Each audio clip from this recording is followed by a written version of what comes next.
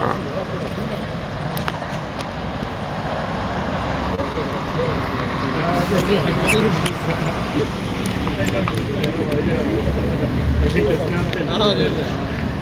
Ja, vi ligger live här utanför Palestinas ambassad i Stockholm.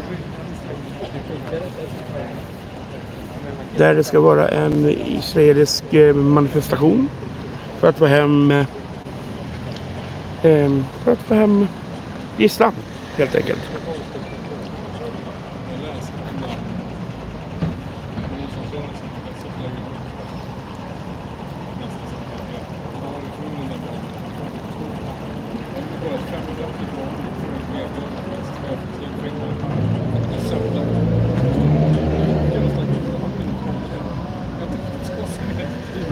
Alltså man får igenom själv så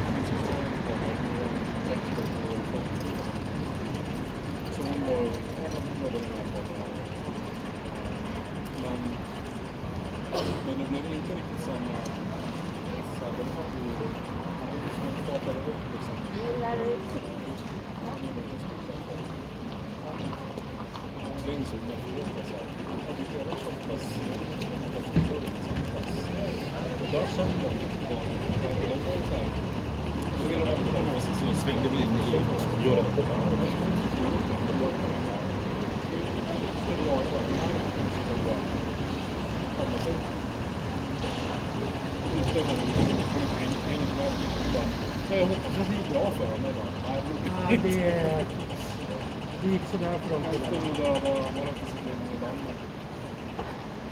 Det ser att slaget är en pengar där. De gängen som ska ha det. Det är säkert svårt. Konkurrensla på det.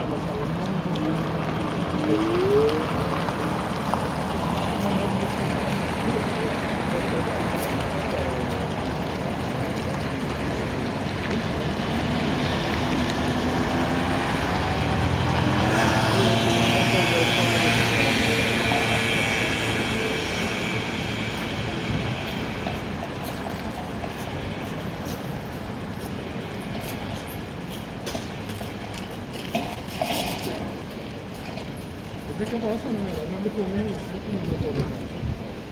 Jag har ju hållit på att få högstånd. Men det blir inte så lätt för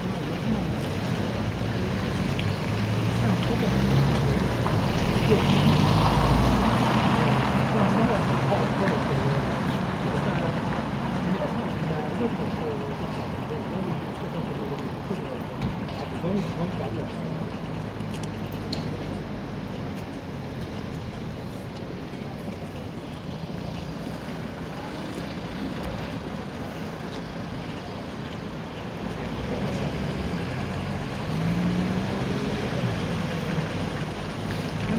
som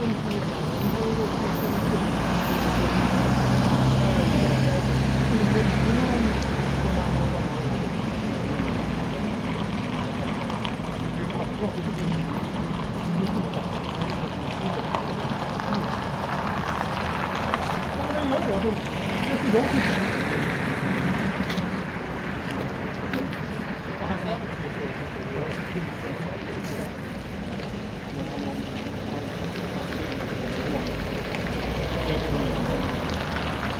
vi verkligen gå den här?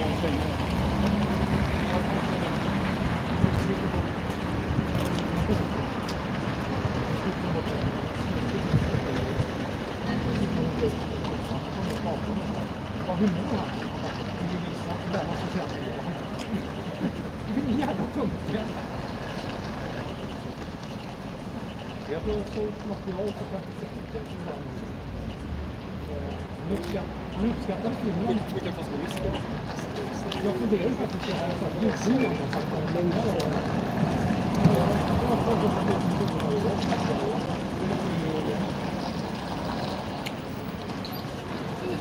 sådär. Akkreditering Boel just det, jag måste är godkänd. Bra, jag har inte ens skickat in min. Jag går själv på dig och så gör jag det inte själv. Ja, men jag får ju 42 nu.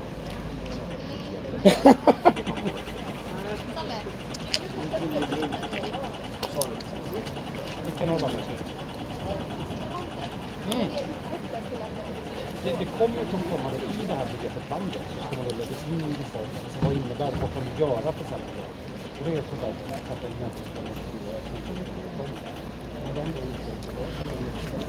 Vi har dialogpolis på plats.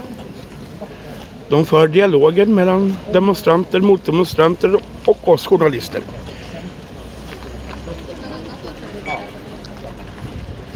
Och de gör ett mycket bra jobb.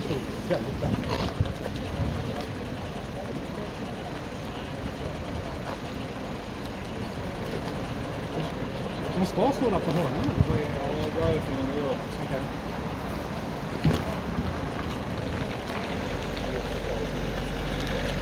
Du måste ju smärta palestinierna från Sveriges Radio här.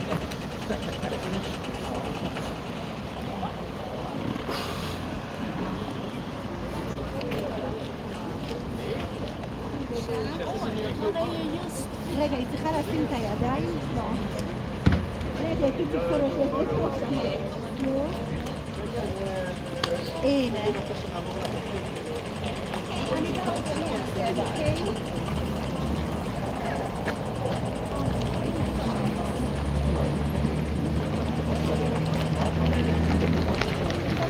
תמיד נכון, כאילו,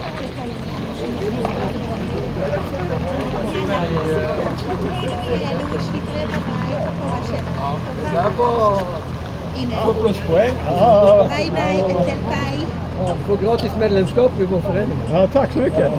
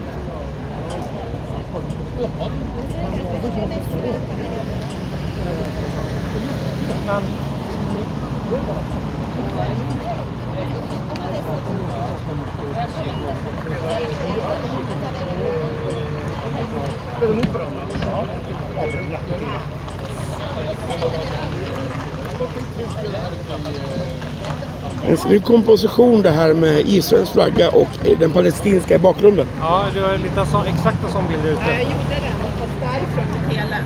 Telet komprimerar ihop dem bättre. Och jag tror det blir bra.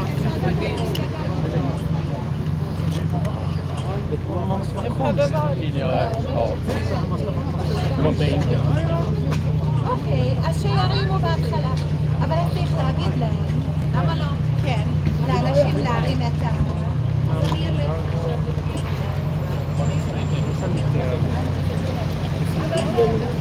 Men det får...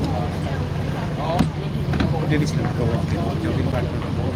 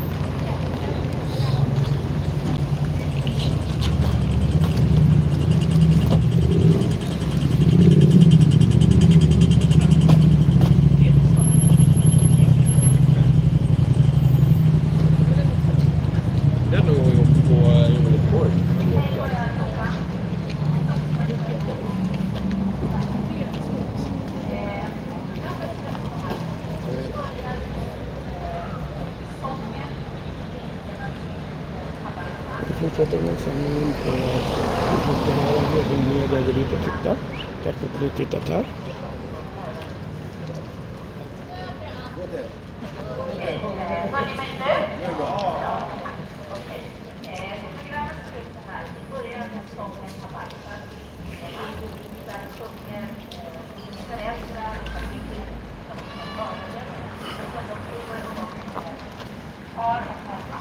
Där står alltså de israeliska demonstranterna och här ligger Palestinas ambassad.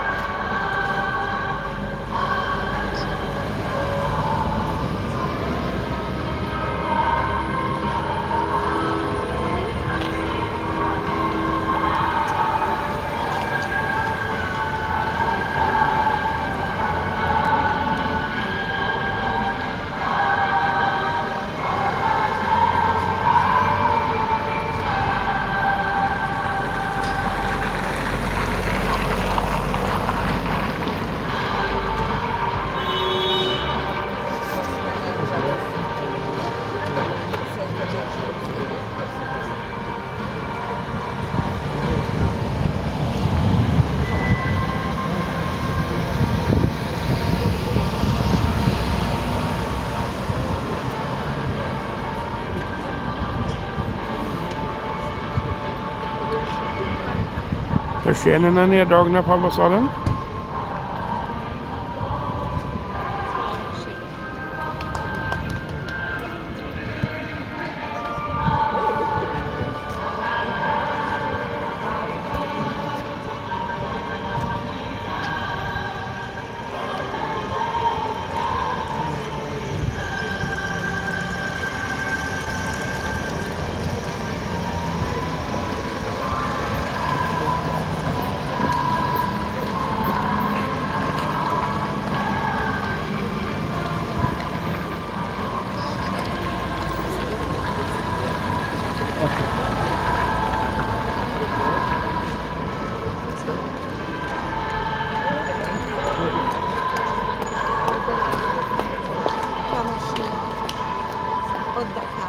Lagyan niya pala lahat sa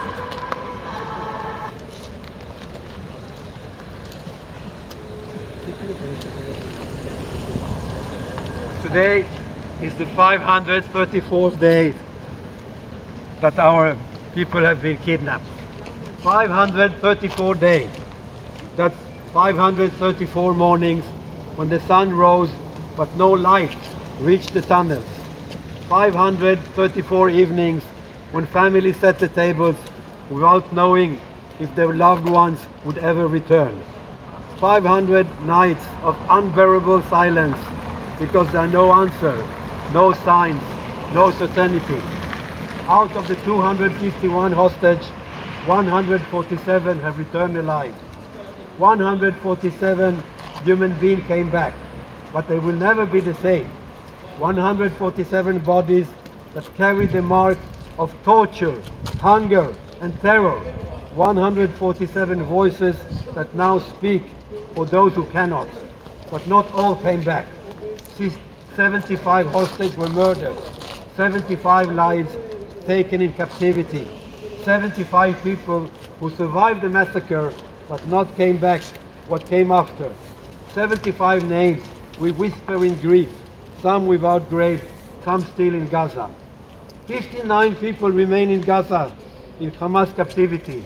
59 human beings, 59 future, frozen in uncertainty.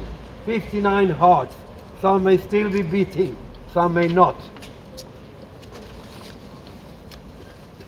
Among them, we hope that 25 are still alive. 25 people, 25 humans, 25 lives that still can be saved.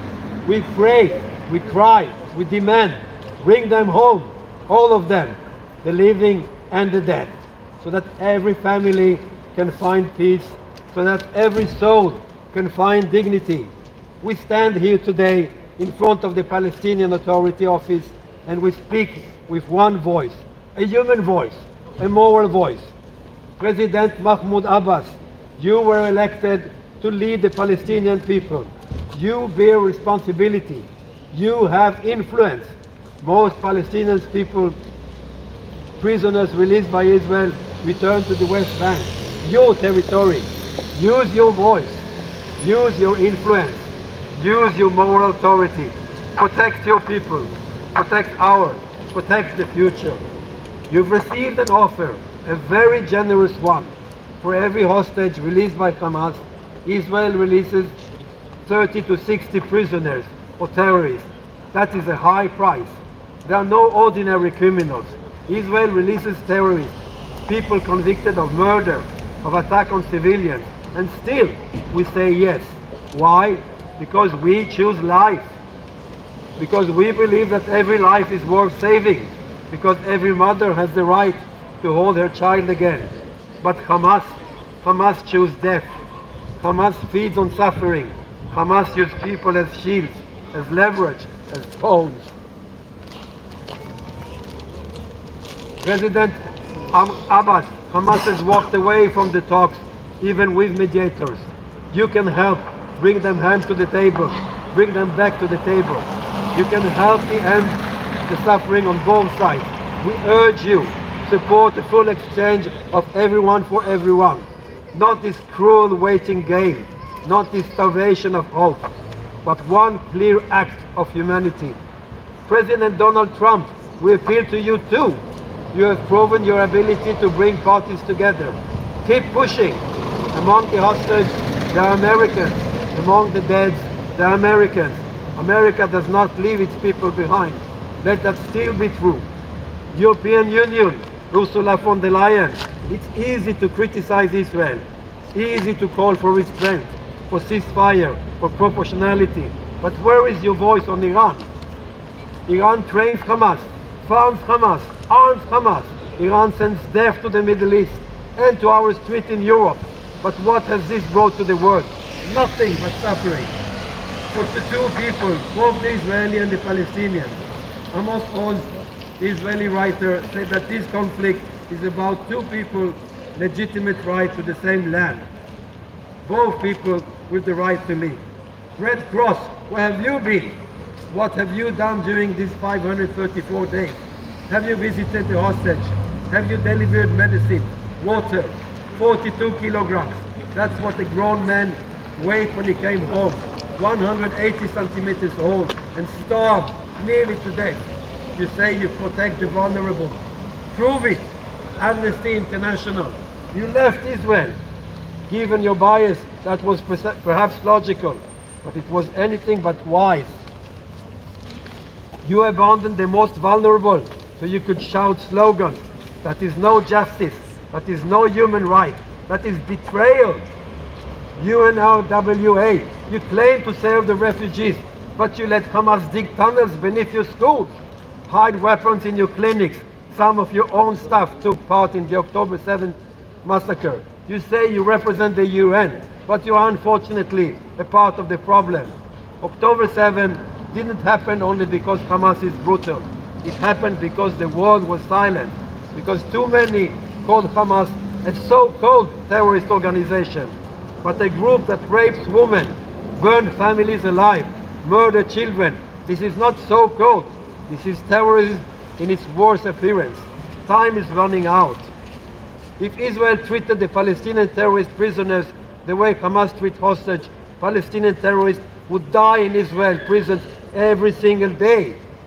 But Israel, with all its flaws, is a democracy. We follow law, we follow principle, we believe in life, we believe in hope.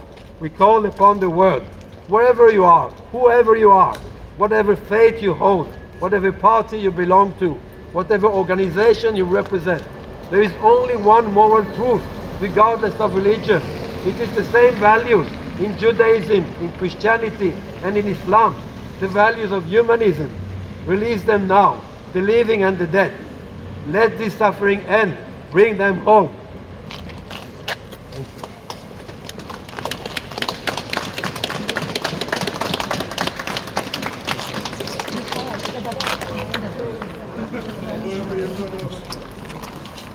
These are the names of the 24 hostages we believe are still alive and held in Gaza. We want you, the Palestinian Authority, to take responsibility for the fact that you have not denounced Hamas, for the fact that you have not called out the terrible actions by Hamas on the 7th of October 23. We want you to take responsibility as the representative of the Palestinian people and influence in order to bring our hostages home. Gali Berman, Nata Matan Zangauter, Edan Alexander, David Cunyo, Segev Kalfon, Matan Angrest, Bipin Yoshi, Pinta Natapod, Guy Gilboa Dalal, Rom Baslavsky, Tamir Nimrodi, Nimrod Cohen, Alon Oel, Maxim Herkin, Ziv Berman, Yosef Chaim Ochana, Omri Miran, Ariel Cunyo, Eviatar David, Avinatan Or, Bar Cooperstein, Elkana Bochbot, Eitan Mor, Eitan Hor. Yes. Michael will now read the speech of Eli Sharabi that he held in the UN just a few days ago.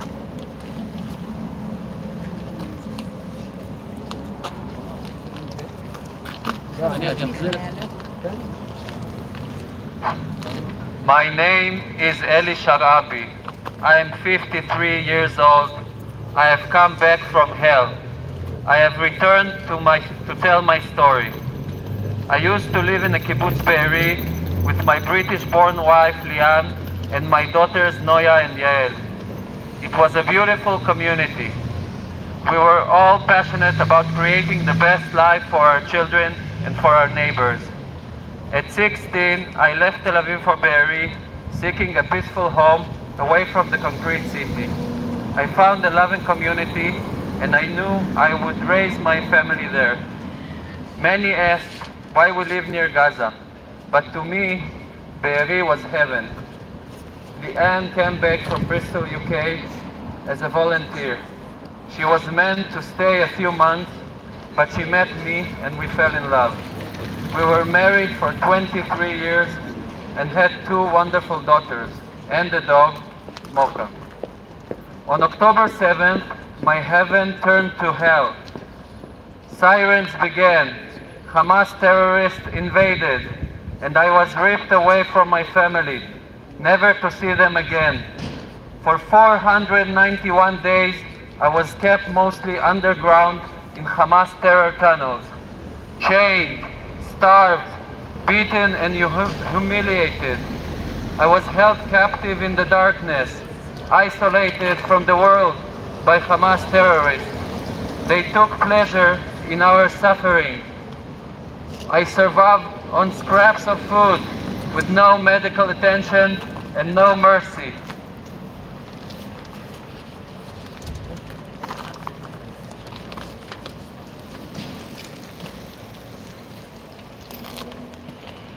When I was released, I weighed just 44 kilos. I had lost over 30 kilos, nearly half of my body weight. For 491 days, I held on to hope. I imagined the life we would rebuild. I dreamed of seeing my family again. Only when I returned home, I learned the truth. My wife and my daughters had been slaughtered by Hamas terrorists on October 7th. I am here today, less than 6 weeks after my release, to speak for those still trapped in the nightmare. For my brother Yossi, murdered in Hamas captivity, his body still held hostage. For Alon Ohel, still 50 meters underground, I swore to him that I would tell his story. For Hersh, Ori, Eden, Carmel, Almog and Alexander, murdered in cold blood by their captors. For every hostage still in Hamas' hands, I am here to tell you the whole truth. On the morning of October 7th, at 6:29 a.m., the red sirens began to come through Lian's phone. I told her not to worry. It will be over soon, I said. Minutes later, we heard that terrorists were infiltrating our community. They were inside the kibbutz. Again, I reassured her, the army will come, they always come. We heard gunfire, screaming, explosions, and then we heard the terrorists at our door. We had no weapons, no way to fight back. Lian and I made a decision. We would not resist. We hoped we could save our daughters. The door opened, our dog barked, the terrorists opened fire. Lian and I threw ourselves over our daughters, screaming for the terrorists to stop. Suddenly, 10 terrorists were inside my home. They took our phones, 2 of them grabbed me. They took my wife and daughters to the kitchen. I couldn't see them anymore. I didn't know what was happening to them. I was screaming their names, and they were screaming mine. I told Lian not to be afraid, but this was fear beyond anything I have ever felt. Then I knew I was being taken. As they dragged me out, I called to my girls, I will be back. I had to believe that. But that was the last time I ever saw them. I did not know I should have said goodbye forever. Outside was like a war zone. My peaceful home, my slice of heaven was gone. I saw over 100 terrorists filming themselves, celebrating, laughing, partying in our gardens as they massacred my friends and neighbors. They dragged me to the border, beating me the whole way. My face was swollen, my ribs bruised. When we arrived in Gaza, a mob of civilians tried to lynch me. They pulled me from the car, but the terrorists rushed me away into a mosque. I was their trophy.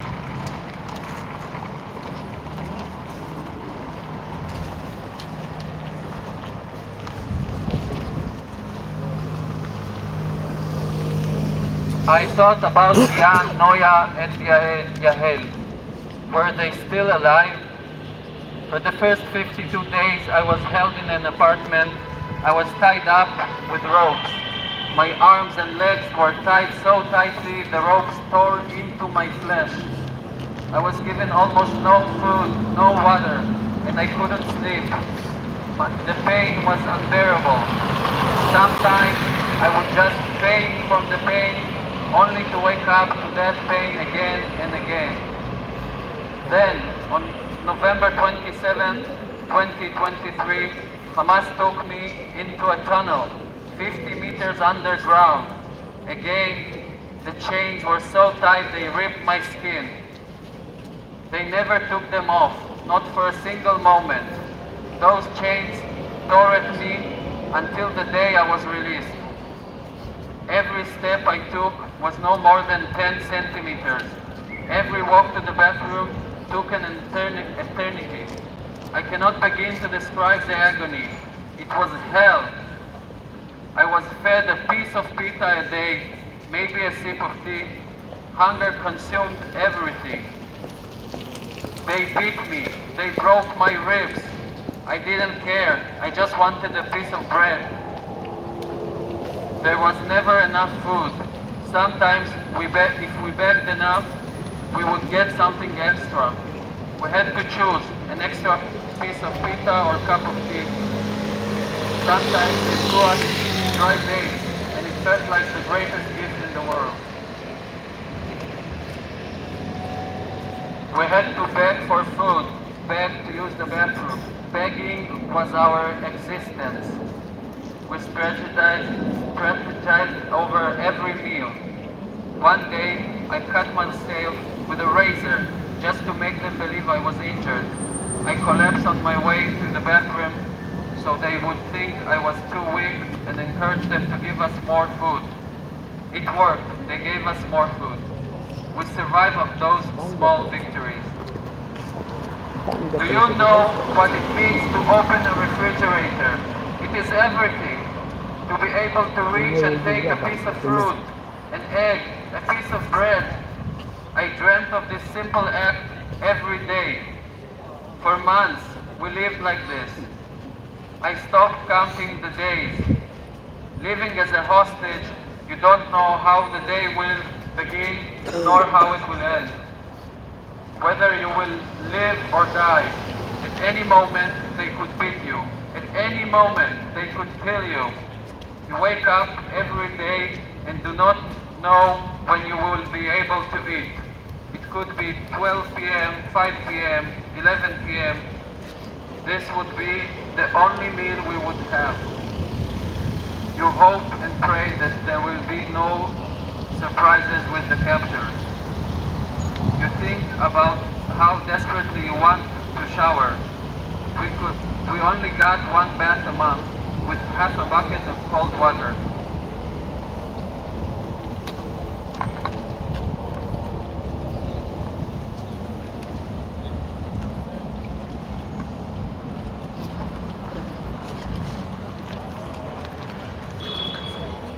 Psychological terror was constant.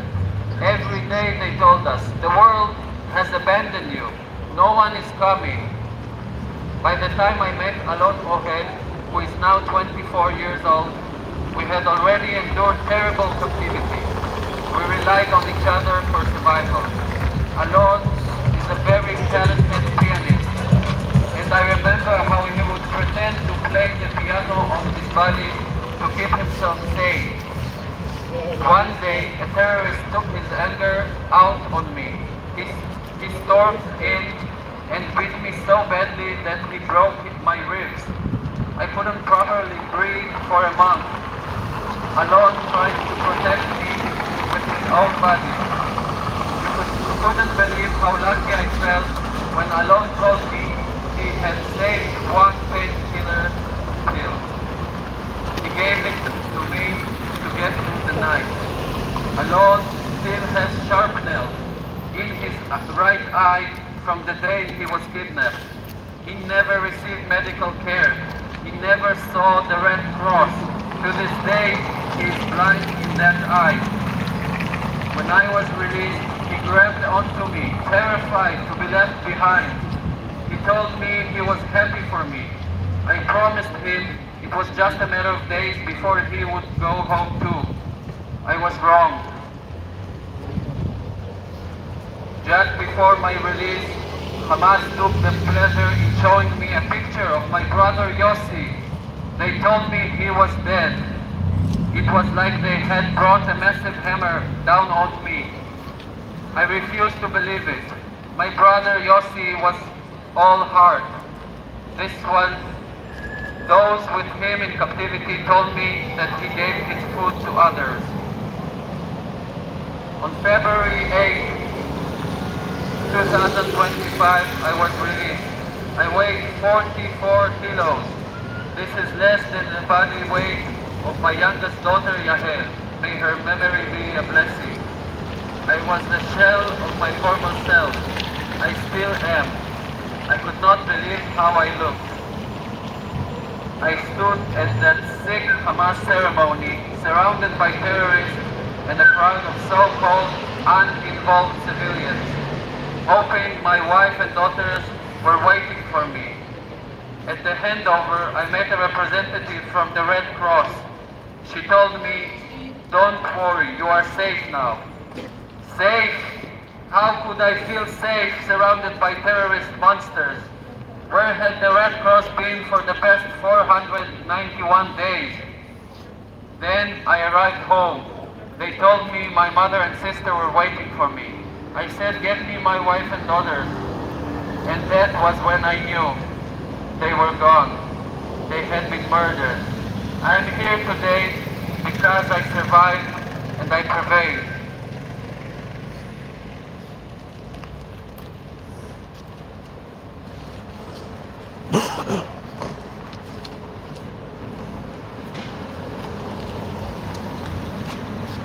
But this is not enough. Not when Alon Ohel is still there. Not when 59 hostages are still there. Right now, Alon is trapped underground, alone, surrounded by terrorists who torment him. He does not know if he ever see his mother, father, his entire beloved family again. I will not leave him behind. I will not leave anyone behind. Their time has almost run out. I am here before you now to give my testimony and ask, where was the United Nations? Where was the Red Cross? Where was the world? I know that you discuss the humanitarian situation in Gaza very often, but let me tell you, as an eyewitness, I saw what happened to that aid. Hamas stole it. I saw Hamas terrorists carrying boxes with the UN and UNRWA emblems on them into the tunnel. Dozens and dozens of boxes paid by your government, feeding terrorists who tortured me and murdered my family. They would eat many meals a day from the UN aid in front of us, and we never received any of it. When you speak of humanitarian aid, remember this. Hamas eats like kings while hostages starve. Hamas steals from civilians. Hamas blocks aid from reaching those who truly need it. 491 days. That is how long I starved, how long I was chained, how long I begged for my humanity. And in all that time, no one came. And no one in Gaza helped me. No one. The civilians in Gaza saw us suffering. They cheered our kidnappers. They were definitely involved. I was freed less than 6 weeks ago. I met President Trump at the White House, and I thanked him for securing my release and many others. I appreciate his efforts to free those still held hostage by Hamas. I told him, bring them all home. I met with Prime Minister Starmer at Downing Street. I told him, bring them all home. Now I am here before you at the United Nations to say, bring them all home. No more excuses, no more delays. If you stand for humanity, prove it. Bring them home. My name is Eli Sharabi. I'm not a diplomat, I'm a survivor. Bring them home, all home now. Bring them home!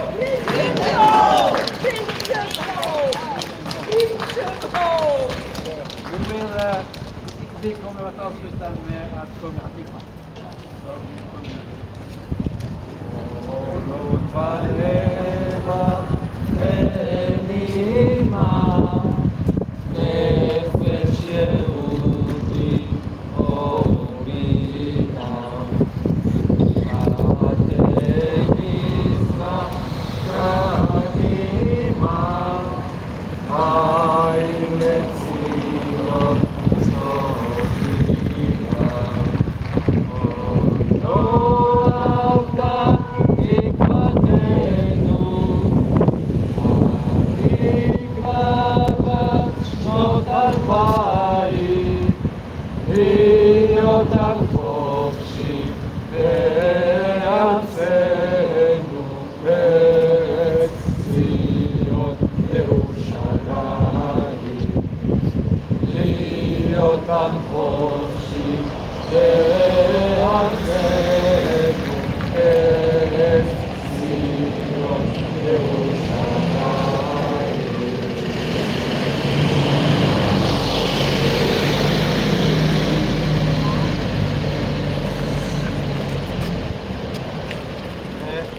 Alla grejer i bilen, alla som vi kan komma förbi.